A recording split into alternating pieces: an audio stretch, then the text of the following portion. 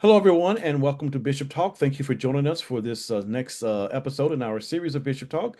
We've been having an array of conversations this month as Pride Month, and a lot of things are happening both locally and nationally as well as globally. But we want to try and keep everyone connected in communication and what's happening around the world with some things that are happening towards our LGBT community, political, socially, as well as things that are happening in certain countries around the world now that are more highlighted in our news feed more than ever before. Again, this is Bishop Talk. Welcome. You can find this show at sunshinecathedral.org under the Bishop's link. Just look for Bishop Talk, and also be posting on our YouTube channel as well, where you can find all of the talks that we've been having over the last several months. But for today, we have a very special Bishop Talk with our guest Nadav, who is actually in Tel Aviv. And we met Nadav back in 2019 when we was there with a travel group. But Nadav is also the Nadav, just make sure you say my name correctly. Nadav Nadav. Nadav Nadav.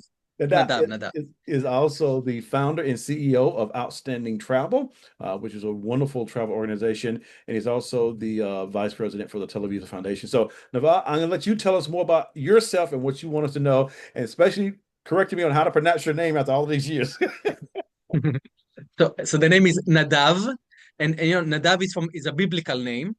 Moses had a brother named Aaron, and Aaron had two sons, Nadav and Avihu. So it's an old biblical name. Yeah, so that's the name my parents gave me. Cool. So about myself, I'm 41 years old. I live in Tel Aviv for the past 15 years. Before that, I was born in Tiberias. It's a small town next to the Sea of Galilee. It's very important for Christians, for Jews. It's where I believe Jesus walked on the water on the Sea of Galilee. It's one of the four holy cities in Judaism. And I was lucky to have that my father was the mayor of this town in Tiberias. So I grew up as the son of the mayor. Very interesting life that I was exposed to things that usually like other kids were not. I met like American groups that used to come to Tiberias. Tulsa, Oklahoma was the twin city. It's still the twin city of Tiberias. So I remember as a kid that we have so many missions coming from Tulsa, Oklahoma to Tiberias. So I met so many different groups, and it was super interesting. At the age of 15, I moved with my family to New York.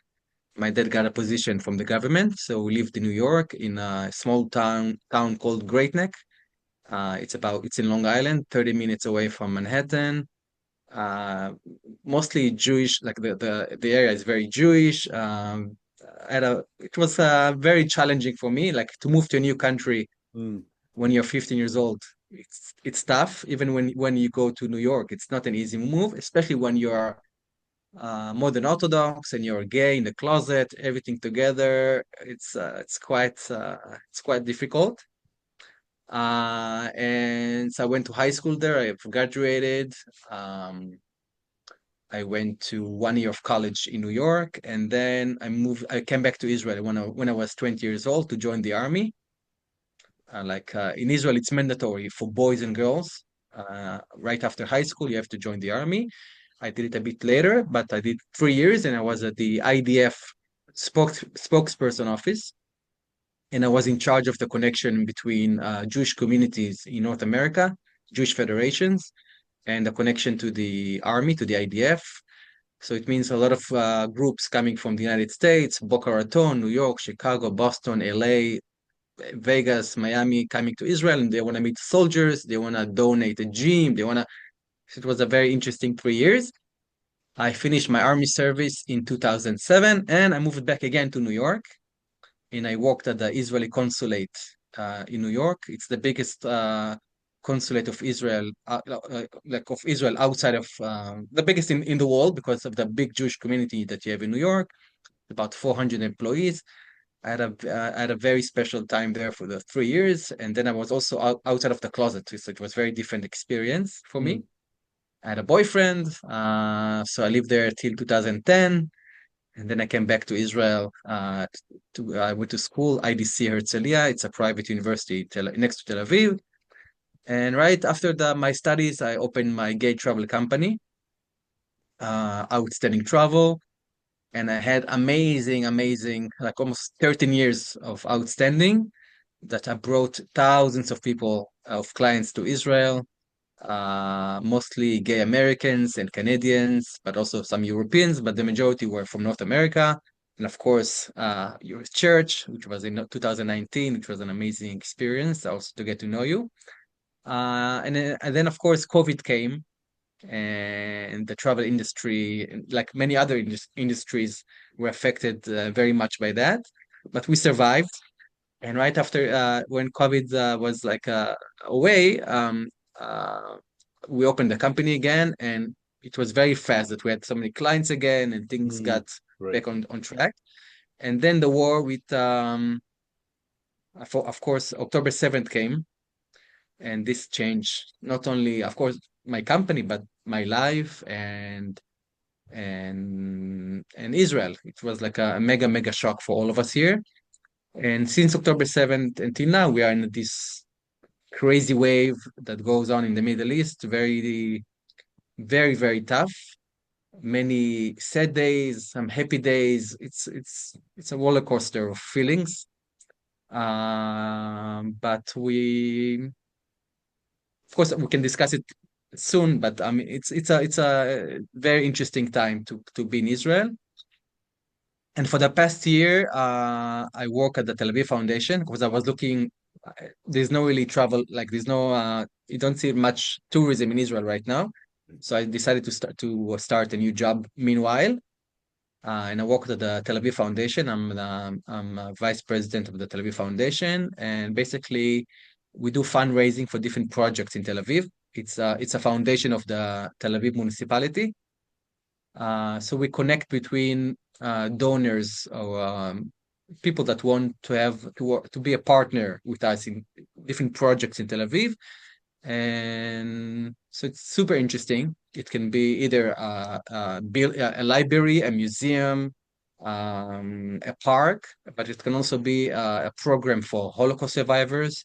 It can be a program for Jewish-Arab relations here in Tel Aviv, uh, different things. And we really connect between the activity of the municipality and different donors that want to have either their name on a building, or they have a special cause that are really is very important for them, that they want to donate and help for a specific community. Excellent. Well, thank you Yes, so much for being with us today and taking time to do it. I know a lot's going on over there right now, and we're going to get into that. But I also want to welcome Bishop Durrell Watkins, who's also happened to be my husband, but also the host for the show as well. Durrell, you want to say anything before we get started? I want to get started. Okay, Um, well, let's get started. I got questions, and we gotta fire them off. Like a fire hose. We got to shoot these questions out because at any time, Nadav may have to leave. There might be a siren, and I think it's already happened today, or it happens a lot of days. And if he yeah, just have a few minutes to get to safety, and then we'll have to try again later. But so we want to get at least some questions in because you never know. It might be hours before it happens again, or it could happen while we're talking. Um, so yeah, I have so many questions. Most of them sort of geopolitical, and very current, of course. First of all, I want to know because you said that you were, did you say modern Orthodox? So not like ultra Orthodox, but okay. Uh, more than Orthodox. are you still religious? I'm spiritual. I don't know how to Mhm.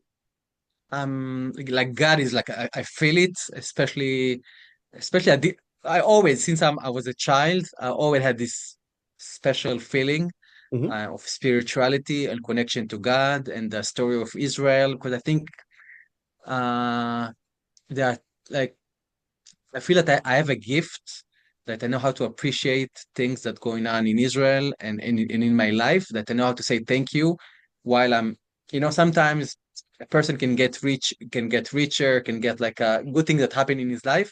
And at that moment, he's not connected to spirituality because he's too busy celebrating his success. But I know since I'm a child, especially when I'm in good moments, to stop for a second, say thank you, to appreciate, to understand that it's special, and to continue on. So especially even in this difficult time since October 7th, I had many of those moments that I feel that something that happens are bigger than us, you know, like on the world stage. So when I can take a step like out and look on the big picture and say, wow, this. It's not just Netanyahu or Trump or Hamas. It's something bigger than us, and I can really feel it that it's not just random things that happen. That it's like a chapter, like a bit from the Bible. That you wow, I live in a time. It can definitely be like one of the chapters in the Bible. So so I'm not a religious in a strict way like Orthodox Jews, but I love Shabbat dinners with my family, and in Mm. the morning I can put tefillin on when I feel like to connect, and I feel it very nice about it. I can read sometimes from the Bible, from Psalms, specific pages. So I have this um, special feeling about it, but it's not like my dad that has like a very he knows exactly what 3 times a day he's gonna go to synagogue, and I'm not like that, but I have my own way, which I love. But you have a child, and you said about Shabbat dinner. So are you raising her with the traditions? Like, do you do So Hanukkah? Do you do Passover, Purim, yeah, all yeah, that? of course. The holidays, of course, I do all of the holidays. Again, it's very different being Jewish in Israel and being Jewish in abroad. Hmm. Mhm. In Israel, because you're surrounded by Jews and you feel the holidays like Hanukkah. You're gonna feel, it's Hanukkah, it's Passover. Where when you have 3 days from work, it's for everyone. So it's very much you are surrounded by Jews all the time. When you live abroad, whether it's in the United States or Canada or Brazil, and you're Jewish, it's a bit different. You must be belong to a community, to a congregation, to a group of people. Otherwise, it's much more difficult to feel it. Here, it's very easy because it's a Jewish state with the majority of Jews, and so even if you are not the most religious, of course, you will celebrate Hanukkah and Passover and Shavuot and Sukkot and all the holidays. Excellent. So you guys are just coming off of the end of Pride there in Tel Aviv.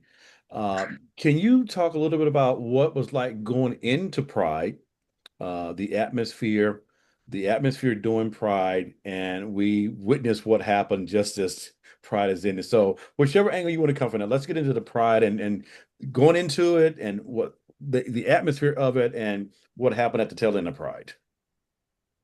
So I tell you, basically, since October 7th, which was like a shocking day for all of us in Israel, we never, never, ever imagined that in our lifetime we will experience such an horrific day. But the Jewish people, because unfortunately, we have such a long history of those terrible days in our history, whether it's from my family from came from Spain to the Spanish Inquisition to Morocco and Tunisia, long, long history of those moments.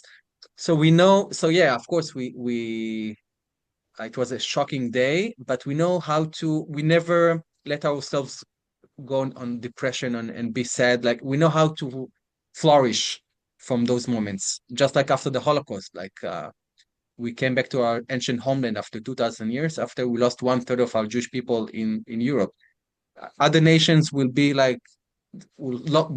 lost, but we know on those tough moments, we know how to flourish and how to make from this lemon, like a very bitter lemon, to make it like to lemonade and sweet as much as possible. So also during this Pride, of course, since October 7th, things have changed, but and no matter what we do, whether if I go for a wedding and other celebrations and gay parties in Tel Aviv that are still as amazing as they were before, because we still have hostages in Gaza, we still have 53 hostages that are still held in Gaza, and 20 of them are still alive, and they are being in the most horrific conditions you can imagine. They are being starved and beat and unbelievable conditions. So no matter what we do, even if I have a coffee with a friend in the morning and it's a lovely day, and it's still it's like a heavy.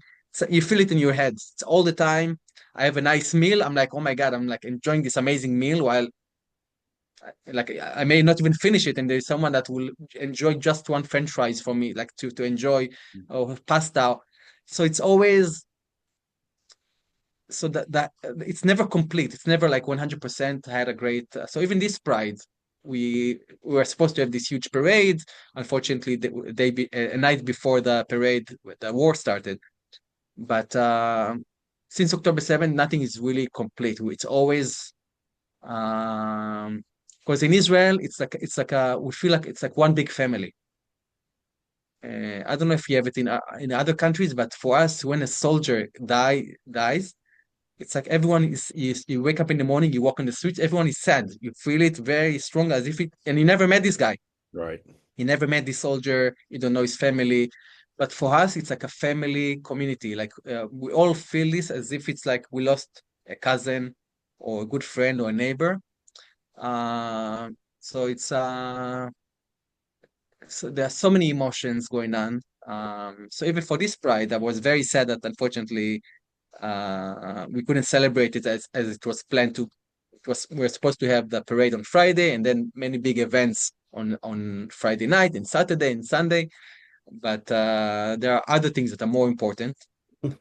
Like we want to prevent Iran from having a nuclear weapon, which is for us.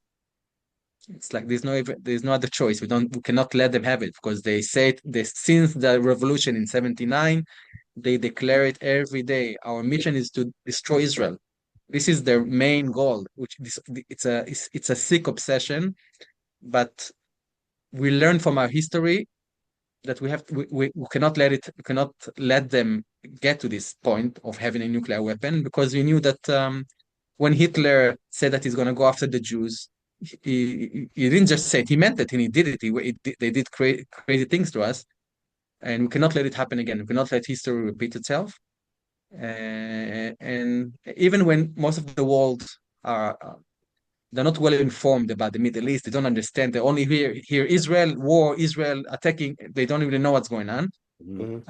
But I prefer to stay alive and condemned by people who don't know really what's going on than being dead and people who say, "Oh, we love them. They were such a great people." And no, Yeah. so Yeah. that's the situation. Well, and that's one of the reasons that it's so important that you're talking to us today, because it's just like coming out. If you know a gay person, you're much more likely to humanize the issue. It's not just an issue that you argue about. It's like, oh, I know that guy. I know that lesbian. That's my daughter, my friend, my whatever. Yeah. And so we want people to know you because people are hearing just one side. And and it's very difficult for progressives to talk about, for people like me to talk about, because a lot of progressives, there's one issue, and it's, save the Palestinians. And then for a lot of Zionists, including Christian Zionists, it's, just Israel can do no wrong.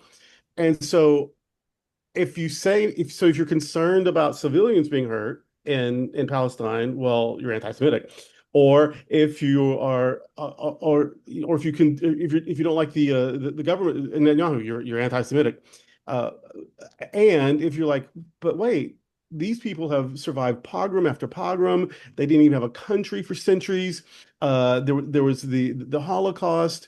They're surrounded by countries that don't even recognize their right to exist.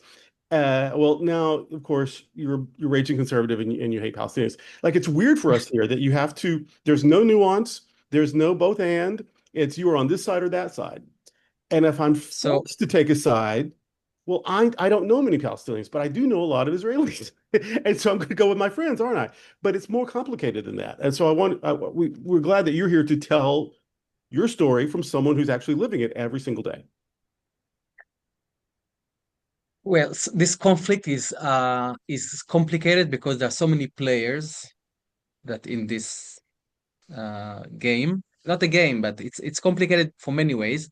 But first, it's in 2025, many people don't want to read, don't want to learn. They know about what's going on, not from the newspaper, but usually from Instagram. They have Mhm. 1 minute story, and if they see something that is trendy, they automatically part of this group. I think that especially the young generation, they live in a time that everything is they're looking for identity. They're looking for to join into like their life can be very empty because people today in America go less to church. I'm talking about the young generation. They are not as in groups of communities. each one is much more individual for himself. And I think that the young generation is looking for a cause. They're looking for something to be part of, to feel like like the Jews who live in diaspora or in Israel. This is part of our culture, always to be in Shabbat dinner in the community. That usually what makes people happy. You can be the richest person in the world, you live in the most beautiful house, but be very sad and lonely. When people are happy, it's usually when they are part of a community. They have people who care about them, that calls them. Bishop, how you doing? Let's come for dinner. This is what makes people usually happy, and that's why you see Israel always on the top 10, the happiest countries in the world.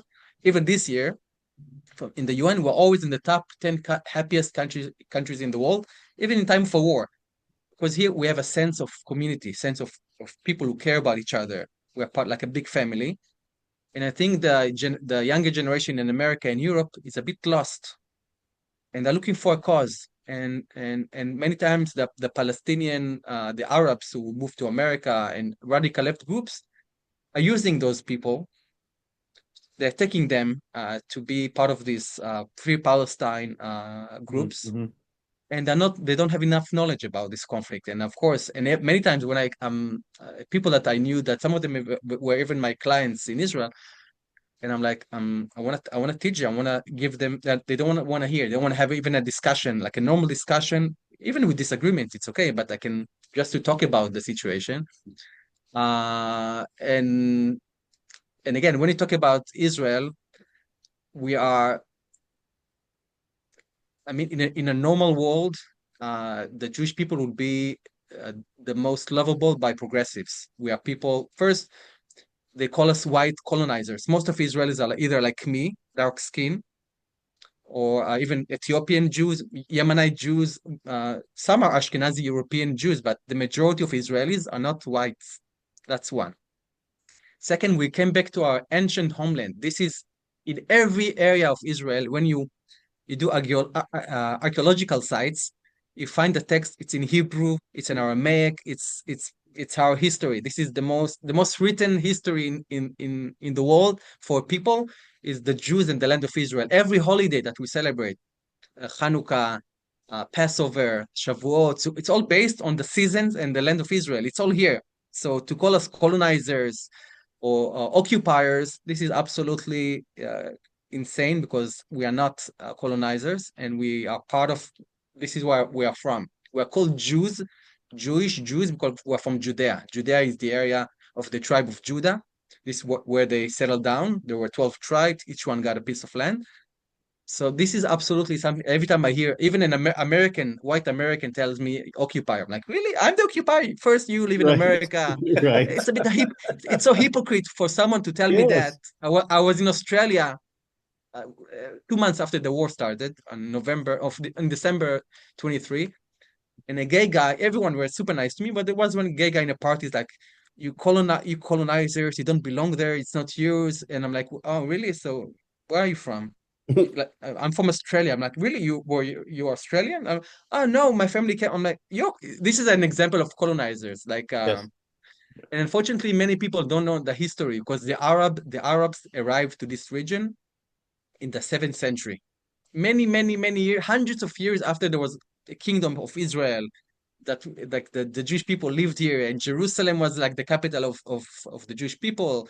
It was conquered by King David and King Saul. Like Arabs are the ones who came to the Middle East, conquered not only our area in North Africa and Spain and Portugal. That happened in 7th century. They took over the areas. They killed a lot of minority groups that were here in the area and took over the Middle East. So and the Palestinians are Arabs. They're Arabs. They came from Saudi Arabia area.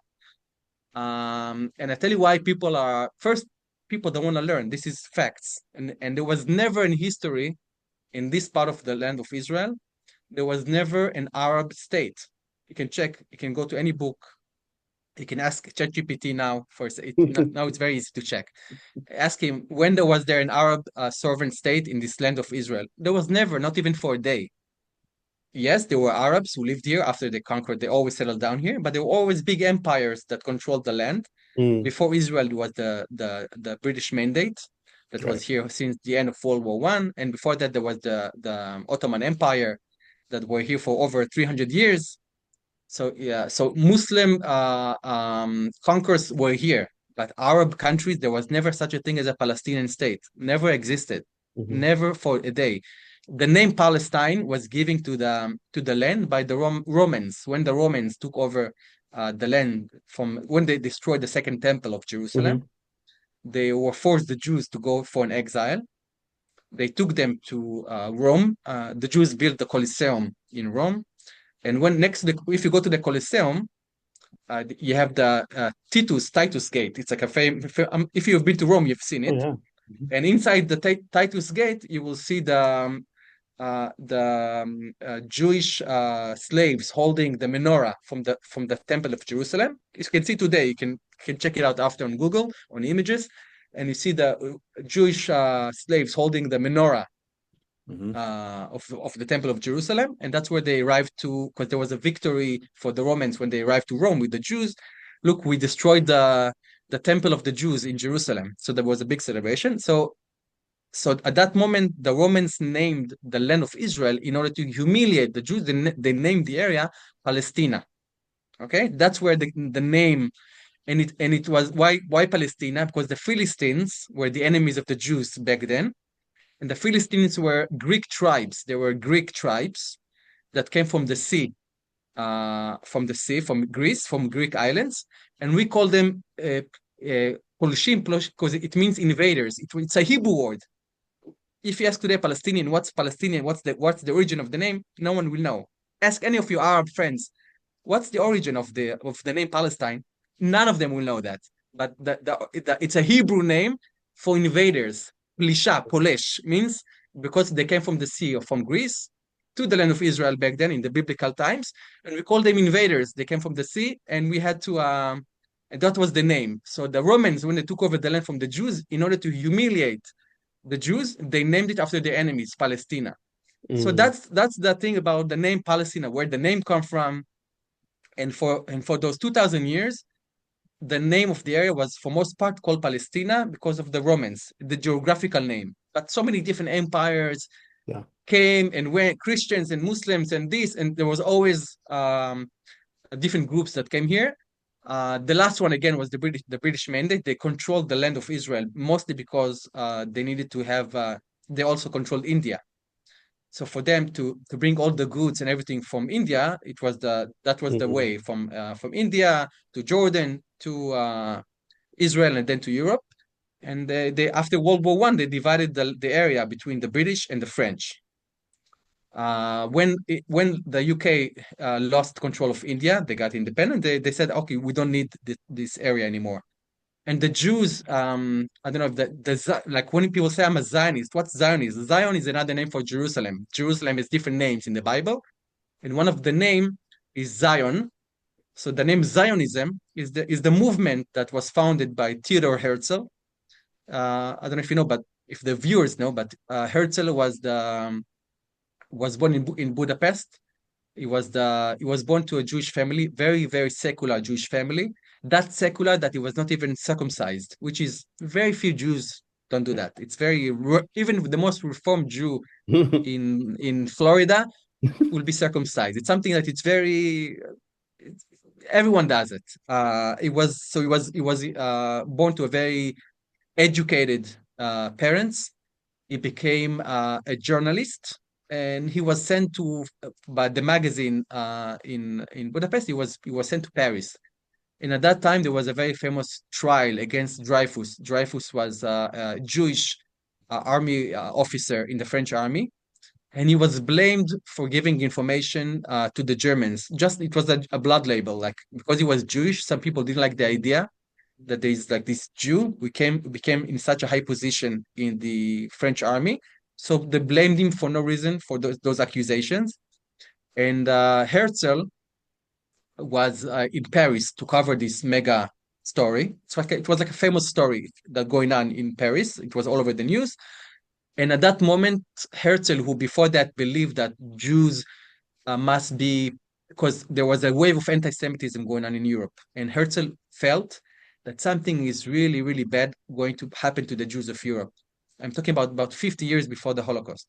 And he felt that something is really bad going on.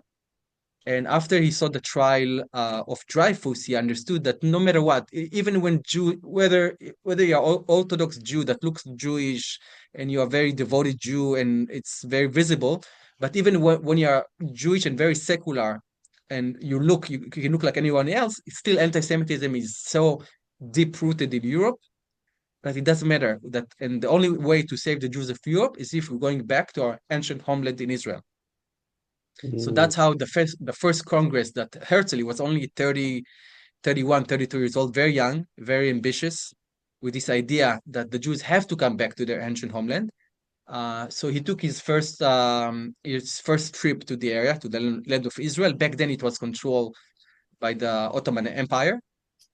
And when he arrives to the land, he see that there are small Jewish communities. There was always in history, there were always Jews living here, but many times in small numbers. So when he arrives, you see that this land is kind of neglected, that there are small Jewish villages, Jewish towns, tiny ones, but it's mostly Arabs who live here with the Turkish. And he decides that he wants to bring back the Jewish people back to this land. And when he did the first Zionist Congress in Basel, in Switzerland, people thought he's crazy. Like, how are you gonna bring the Jews of the world to Palestine, to Eretz Israel? Who's gonna give you the land? How is it gonna happen? And he was like, guys, if we're gonna work enough, we can do it. And of course, and Herzl was right. Like, unfortunately, he died before the creation of Israel, but he was the first one who really made Jewish groups from all over Europe to start moving back to the land of Israel. And an example of those groups are Tel Aviv was founded in 1909, where I live. And the Jews were the main back then there was no airport, so most Jews arrived to the land will come from Jaffa. Jaffa is the next door old town. It's 5,000 years old town next to Tel Aviv. And when they arrived to the Jaffa port, it was like there was no Tel Aviv, of course. There was all sand dunes here in this area.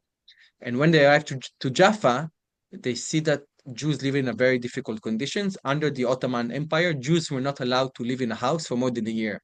The Ottomans didn't want the Jews to feel belong to the place, to feel connected. So every year, if you have a family, you have 1 year to live in this house, and you have to move to the next house, never to feel connected, right? Like when you go to, that you go for a summer vacation, even for a month, you feel that it's not yours. You're renting it from someone. You don't feel connected to it. So that was the idea of the Ottomans, not to let the Jews live there for more than 1 year. But from the top of the mountain in Jaffa, you can see, of course, the view of what's now Tel Aviv. There were huge area of sand dunes, and Jews bought it from the Ottomans. Ottomans said, "What? They're crazy. Who wants to buy sand dunes?" So they buy the sand dunes, and that's what Tel Aviv started with 66 families that started this modern. They came from Europe, and they want to build like a modern town, modern village at the beginning. So they built the first thing they built together with the first 66 homes was the school, Hebrew school. They brought back the Hebrew language back to life. It's which is something extraordinary that you bring back a language that was not spoken for more than 2,000 years. And that was the first thing. It was also back then, it was a secular city, secular people, but the Hebrew culture, the connection to the land, and that's how. So until then, only in worship would people be speaking Hebrew? Yeah. I honestly never knew that. Yeah, we brought back the Hebrew language back to life. It was not spoken anywhere. Many people can pray in Morocco, in Tunisia, in Yemen, in everywhere, but they didn't know what they are saying very much. It's like no one spoke it. So again, when I speak to young people in America, because if you think about progressive, you will say, "Wow, what a story!" I'm not even like a bit pro-Israel. I want to be part of this amazing story because it is to bring back more than like the Jewish people back to their ancient homeland after 2,000 years. Black Jews, Yemenite Jews, Moroccans, everyone back to the land to build such an amazing place that is like women, the only place in the Middle East that women are free, gays, minority groups, everyone feel And how can you not be say, wow, like Yeah. look what they after the Holocaust, they suffered in such the most horrific event in human history. Instead of saying, wow, you forget, like don't talk to, we don't want to be part of this humanity, but no, exactly the opposite happened. We came back to the ancient homeland. We built an amazing country, one of the most advanced countries in technology, in high tech, in cybersecurity, in agriculture, in medicine, things that Yeah. things that you use in your daily life in America that you're not even aware that it was born here in Israel. We people have go to from the US go to Israel to go to medical school. Like a Of lot of our course. doctors learned medicine in Israel. Yeah. So for me, I think more than the October 7th with all the 1,200 Israelis that we lost on that horrific day, what's also so sad to me is like when you see people that are I'm sure their intentions are good. I don't think they're all anti-Semitic and they're all like they're just not informed. They never been, most of them never been here. They don't know the history. Mm-hmm. Just open and learn basic stuff like there was never such a thing as a Palestinian state. It's a lie that people spread and again. I'm not saying I want the Arabs who live with us in this small area to have a Palestinian state next to us. But you need to understand that since when the UN divided the land into an Arab and a Jewish state, the Arabs rejected this plan over and over again. Every time there was a peace plan offered them to have them live next to Israel, they said no. They said no in 1947. They said no to Bill Clinton that gave them the most amazing offer. Arafat said no. They came with Yitzhak Rabin and then Barak. Every time the Palestinians were said, here, you get everything that you want, they chose terror and death over prosperity. And that's what people don't seem to understand is that Hamas is a terrorist organization. They are not even a legitimate government. I mean, you could argue the PLO kind of was, They but were elected. Hamas is not. Hamas is Hamas was not even a real elected. government. Hamas was elected by the Gazans people. He won the elections. Uh, I tell you what, like people are not even aware, but the first, I forgot his So name, they have been Husseini was, legitimated. Like the people have eventually said, yes, this is who we want. Hamas. they chose them, yeah. Okay.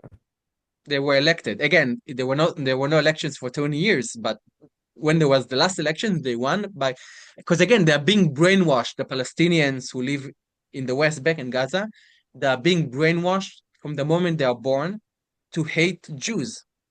They're being brainwashed that Jews don't belong here, that Jews are occupiers. This is how they are brought up. And any person, if you're gonna have a kid that you since he's born, you're gonna teach them to hate blacks or Jews or Africa or anything, he will be a racist. That's what he knows. Because if his father told him since birth to hate specific people, that's how they are. And if you go to the education system in the West Bank and Gaza, they're being brainwashed day and night to hate the Jews. So I it's very seem to difficult to change remember, it. I seem to remember having met an MP from Palestine. Does Palestinians have representation in parliament? So again, you have to separate between two things. You have Israel, the state of Israel, that you have 80%, 75% Jewish, Uh-huh. 20% Arabs, and 5% can be Druze, can be different small minority groups, but 20% of Israel, 25%, yeah, but 25% of Israel are Arabs. The 90% of them are Muslims, and the rest are Christians, but the majority of them are Muslims, and they are Israeli citizens. They vote, and they're in the Supreme Court, and they're the most free Arabs. They have the same rights as me. Sometimes they have even more rights because they don't have to go to the army like me. They have an option. They can choose yes, no. It's not mandatory. But for so people, so there's a because I tell you what happened in 1948 when we declared independent. Uh, the five Arab armies attacked Israel. It was like Lebanon, Iraq, Syria, Jordan, Egypt, and other forces who came from North Africa. Young Israel, and against all odds, Israel won the war, independent war.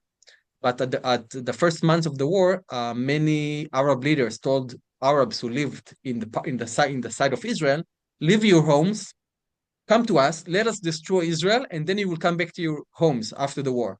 They lost. Those who stayed in Israel are today Israeli citizens. My neighbor, I live in the third floor.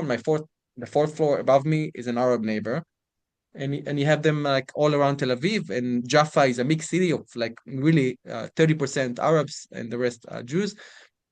So they are in Israel they're in the Supreme Court, in the parliament, in any high-tech company.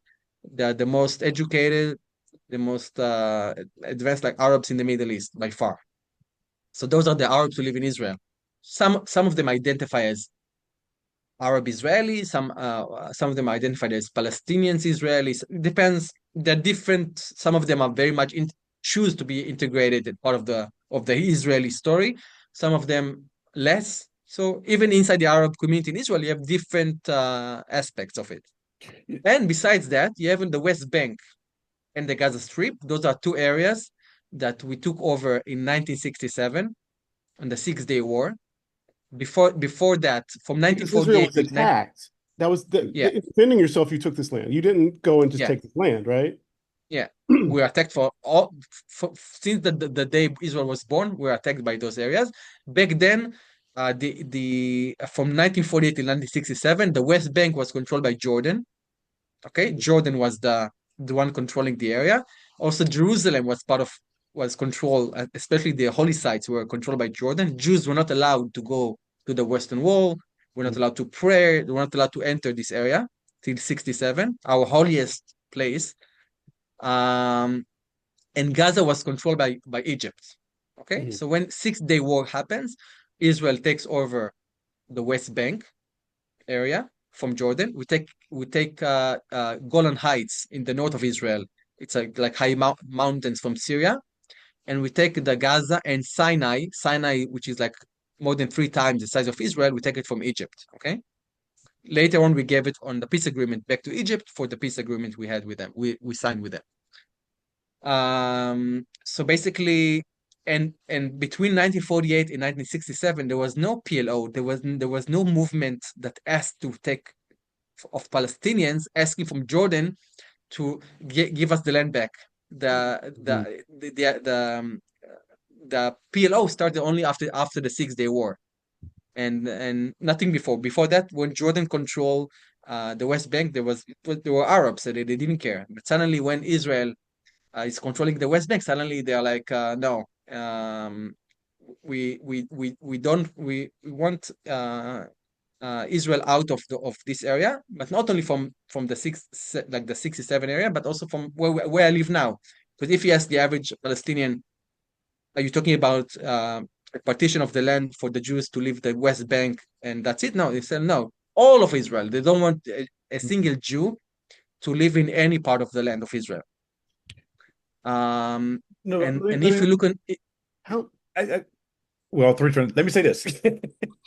It is clear that I have gotten more of a historical lesson.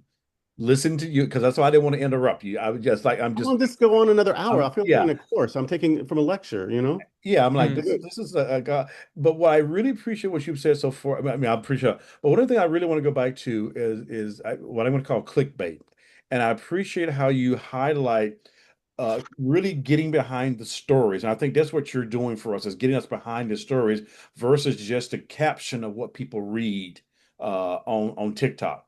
And I think that's one of the things your story is reminding me today is that we have got to get more stories like yours out. We learn what we learned about Jerusalem and Israel, but a lot of what I'm hearing is I have to unlearn a lot of things Mhm. because we're getting it from you. So I know Durrell wants to get one more question in, and we want to pivot to one more thing before we finish up. So and I'm Look, I can continue on. There's a lot, like whatever. well, we're this is obviously going to be more than one show with you. I'm Oh telling you. yeah, we gotta have you Yeah, back. this is going to be more than one time. So let's. Well, actually, before I get my big question, let me ask some simple ones that you can just give very quick answers. Who is the most LGBTQ friendly country in the Middle East? Oh, that's easy. There's no.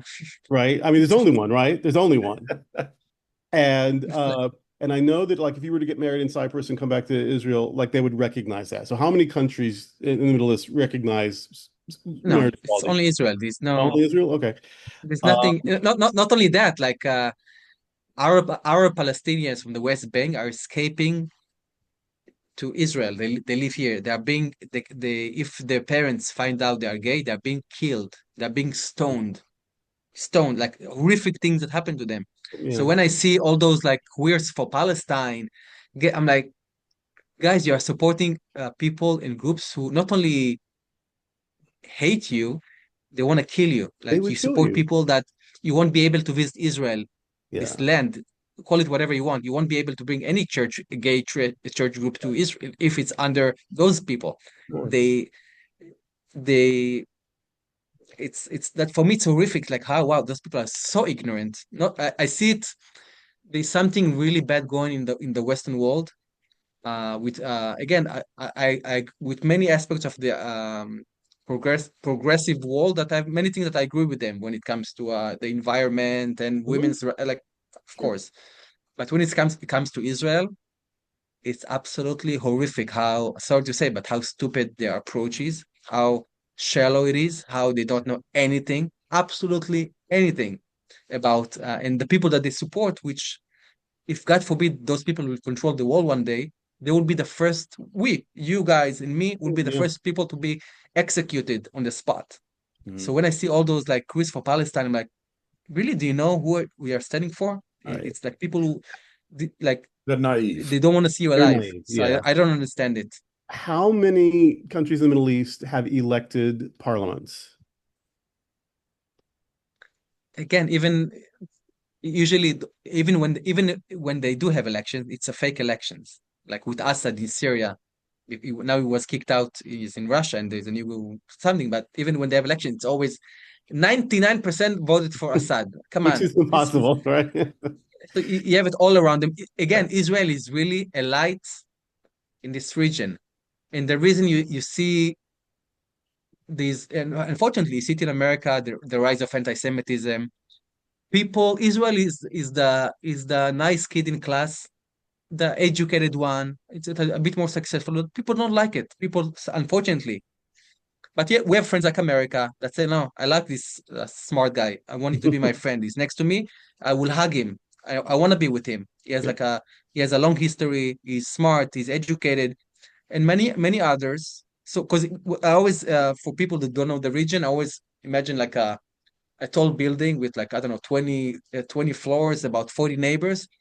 In Israel is this apartment with lights inside that they hear people sing songs, people who play violin, like like a nice apartment that good Mhm. things, and the neighbors don't like it, don't like who is this guy, Mhm. this Mhm. family? Why are they so like they are well dressed and they are educated, and so smart people will be friends with Israel and want to be like let's learn many good things. But many others, especially in the Middle East, many times the Arab leaders, because they're so corrupted and because they give their if it's a king, if it's a prime, it's always their son will take over. It's Right. very corrupted. They send their kids to the best schools in Europe. The people of those countries are usually very poor, uneducated, ignorant, and in order to take the focus from them as like a royal family that corrupted, they always look at Israel. Israel is the enemy, so that they're using Israel and the Palestinians for this ongoing, like this conflict to continue forever. Because if there will be peace with, like let's say with the Palestinians and other, suddenly there was okay, uh, we see flourishing countries around us. How come we are not flourishing, and how we're not successful? And then they will take over the this government or this king of this land. Sure. But for many years, Arab leaders will always put the focus on Israel. This is the enemy. This is the problem. But at the end of the day, we came here. We came to our ancient homeland. This is where we're from. We're not occupiers. We're not invaders. We're not guests of this land. Our blood, our identity is from this area. And every church that you see, it's in whether it's in Barcelona, in Miami, in New York, and even mosque. The story of the Jewish people is inside this. When you read the Bible, Mhm. whether it tells the story of the Jewish people. So Yeah. any Christian who is a believer, a true believer, is a Zionist, whether he likes it or not. Or otherwise, what do you read in church? Two Like all the thirds of holidays two thirds of the Christian again. Bible is the Jewish Bible. Yeah, that's what I'm saying. Like, what? So what do you mean you're not like the Jewish people are from this land? Yeah. This is the story of Jesus. Jesus was a Jew. It was not. I heard like the last Christmas, people say in different progressive groups, Jesus was a Palestinian. No, there was no. You don't. There's no. Not even once that this. It's mentioned anywhere in the Bible that Jesus was a. There's no. It was not even at the same time. So it's so things that makes absolutely no sense. Yeah, his charge that he was crucified for wasn't Jesus, King of the Palestinians. Yeah. Yeah, but Right. I'm serious. That's what you see in many like I saw it a lot in many places. I'm like, wow, people are like losing it. Yeah. Yeah. And okay, again, it's okay to criticize Israel. It's okay to criticize.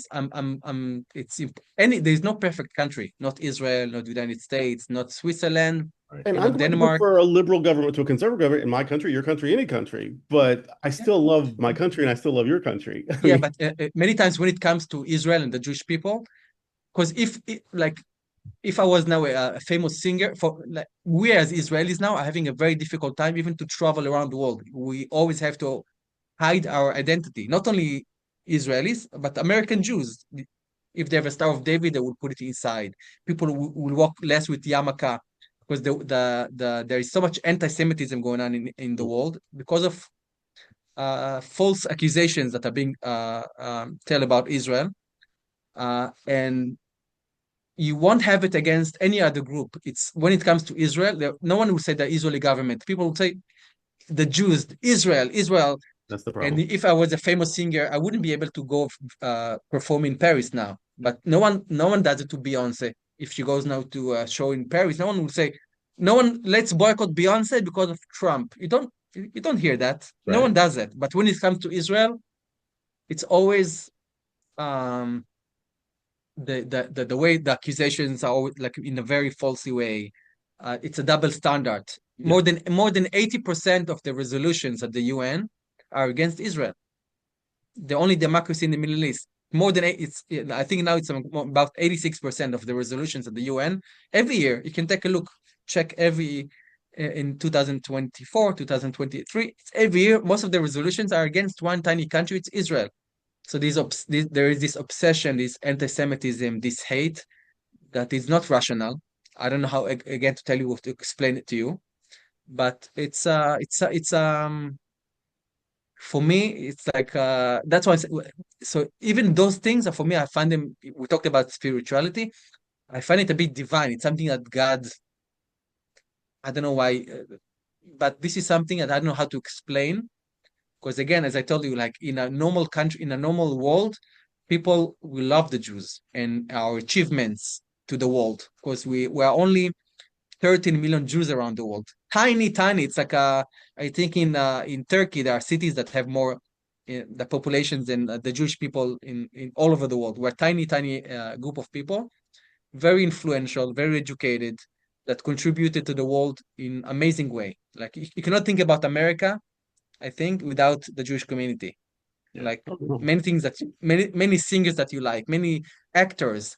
I think Jews were part of any with the for gay rights, Jews were always in the front line, whether Always. it's Harvey Milk and many others for rights for the African American community. I think rabbis there were Jewish rabbis were in the front line in the 40s and 50s and 60s. We're always helping so many communities and throughout history, but we feel that since October 7th, we don't feel that when we need people to And be I with would us, think that October 7th would be the thing that got you sympathy because you maybe were attacked.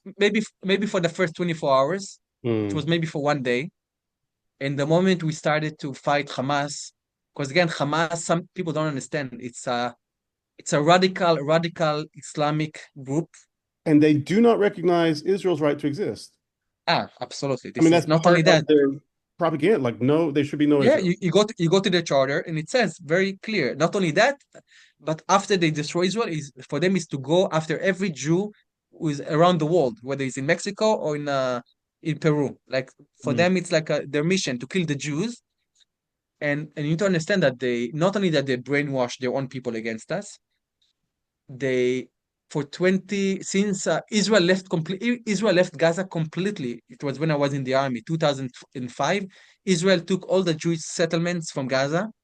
We brought them to Israel. It was a very sad day because people lived there for many years.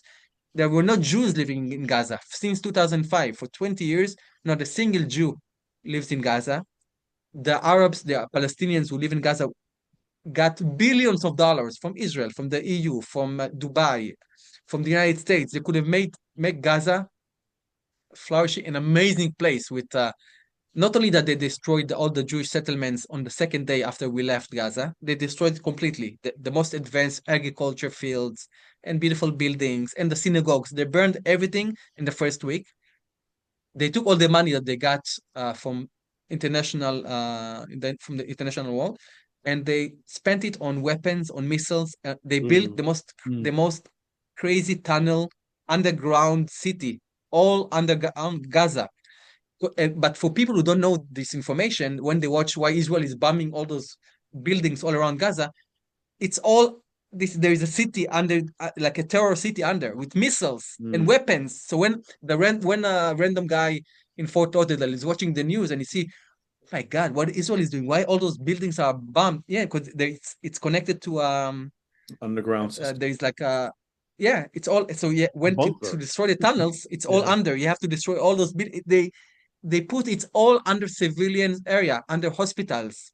2 weeks ago, Israel killed the head of Hamas.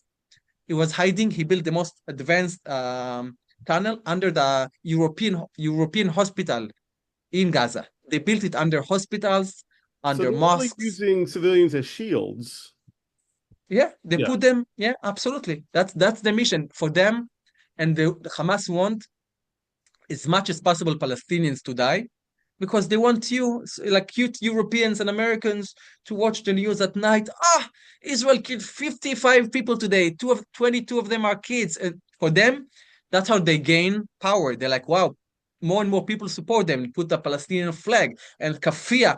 They don't understand that this is their mission. That's what they're trying to do. They're trying to take the naive Europeans, naive Americans with good intentions. I'm sure most of them have very good intentions because they think they are supporting a good cause.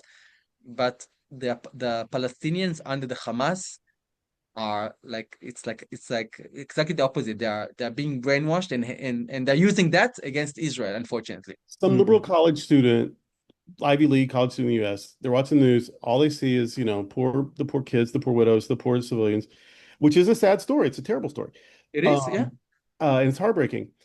But they seem to have already forgotten that you're surrounded by people who don't even want you to be alive or exist, that you have this place after centuries of pogroms being run out of country. Like there's this, it's not like you just popped up, that there's this long history. And somehow that history is easy for people to ignore or forget.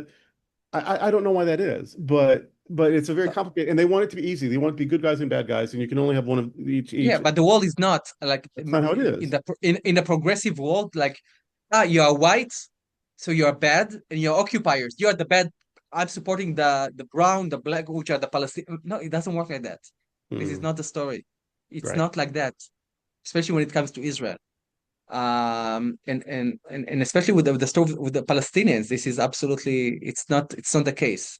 Yeah, I would say that since October, like even the communities that surrounded the Gaza Strip, there were a lot of kibbutzim. Kibbutzim are like those small villages.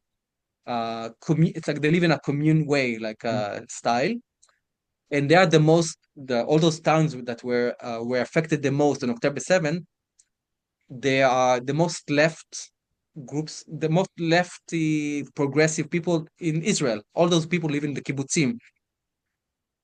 And for years, they would go to the Gaza Strip, to the border, and to take kids that have cancer from Gaza. They would drive them to hospitals in Jerusalem, in Tel Aviv. They were really for peace, for coexistence. This was their role. They opened their homes for Palestinians who live in Gaza to work in their fields, in their farms. And for all those years, many of those Palestinians that used to come to their communities every day, those Palestinians will take notes how many people live in this house, what time the husband go to work, if they have a dog or they don't have a dog, everything, and they gave it to Hamas. So on October 7th, when they did this horrific attack, the Hamas, using all the information that he got from those people who came to Israel, that Israel opened their arms, come help, work in Israel. After that, you go to Gaza, and they killed the most peace-loving people that we have in Israel. Mm.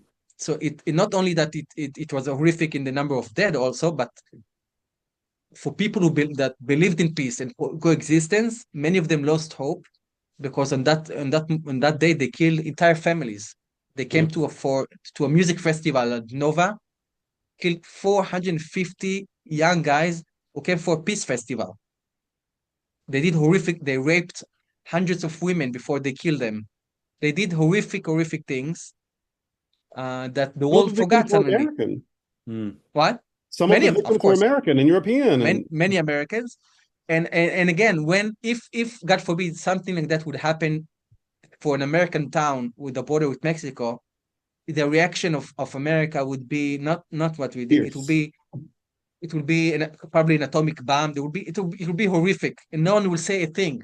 But when it comes to Israel and the Jews, there is always double standards. Always, since the creation of Israel, when it comes to Israel, there are different set of rules, and we judge Israel always in a different way. That no one, and it's hard. It's not easy. It's not. I'm not enjoying it. That's how we are being treated. It's impossible, because you always have to treat Europe and America like, no. It's. And once a European friend told me, yeah, that's how we judge Israel, is because, let's say, if you walk now on the street and you see a normal guy, let's say with a suit, having a beer and then throwing it just like that to the floor, maybe you will say something to him, why are you doing it? Why are you? There's a garbage can. Why don't you put it there? But if you see a homeless guy doing it, you won't say anything. So he said, like, the homeless guy is like the Arab countries. You have zero expectations from them for human rights. But from Israel, we see you have to behave in a specific. So it's very difficult, because we're not fighting. It's not like a war between two states like we did in the 40s between Israel and Jordan, Israel and Syria, where you fight between tanks and very, very organized way of war. Here with the Palestinians, it's a terrorist organizations that they do whatever they want. They kidnapped, and they shoot missiles from hospitals and everything. They're using everything they can. They have no, everything is allowed. They don't care about their people. They don't care about our people. They believe in death, and in Judaism, we blessed life is a blessed thing. Life is very sacred. And in those radical Islamic groups, it's exactly the opposite. They believe in death. They believe that if they kill the infidels, if they kill Jews and Christians, they believe that they go to heaven and they have 72 virgins. So it's very difficult to fight such an ideology that it's so the opposite of us.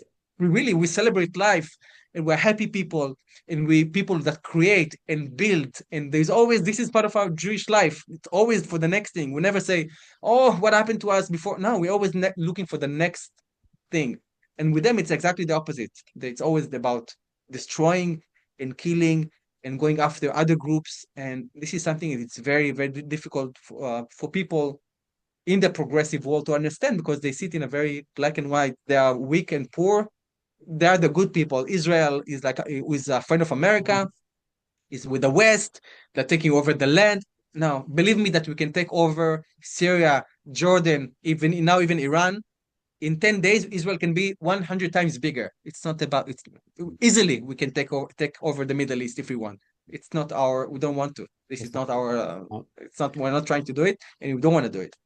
Our time is absolutely up. I can't believe it's up. I mean, we've never bumped up against the time like this before. This is amazing. You've been it's been, we've got, I think we have to do part two. This has been so amazing. I can come to Florida if you want, for the church to give. Hey, that works. Yes, if you would speak to us live, that would be amazing. So when this posts next week, will it be next week? No, this will probably go soon.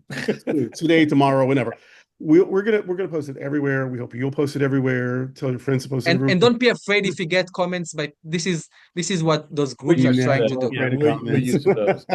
But no, this is your story. Like this isn't some news piece. This is your life and your story, and that's what I want people to hear. And also just Great. want to, definitely we will definitely schedule a part 4, 5, and 6 I real soon with this. But I just want to say I'm mean, I thankful think I'm an we've educated been, person. I learned things today I never knew. yeah, but I just want to So say I'm thankful and grateful that we've been able to share this amount of time together and not a siren went off. it's been a gift. It's Yeah, I'm yes, very lucky. you have not had to run Hopefully, and hopefully I will have a quiet night. But last Yeah. night was quite tough. 3 times last night he had yeah. to get So up and go hopefully you take don't have shelter. to run for Yeah, shelter and as friends across many miles away, we value our friendship with you. We value our friendship with our time when we visit there and all Yeah. the relationship that we established since then because I think a lot of it is getting to Life-changing know trip for me. Those uh, 2 weeks in Israel, it was changed my life. It was the most religious, spiritual experience I've ever had. and I think that's a part of it. really. It's like once you know someone and you know their face, you know their name, you know the story, that changes everything about what may be going on in politics around the world and what you may or may not hear to be right or wrong. So it's knowing the people that makes the difference for me. So I'm glad that we know you and that you're a part of our circle. So Thank you so much. thank you for being with us Thank you, today. thank you, thank you. Thank you for watching today. Again, you can find this at sunshinecathedral.org on our website under the Bishop's page, and it'll also be posted on YouTube as well. So thank you for being with us today, and we look forward to seeing you back with us real soon. Bye-bye.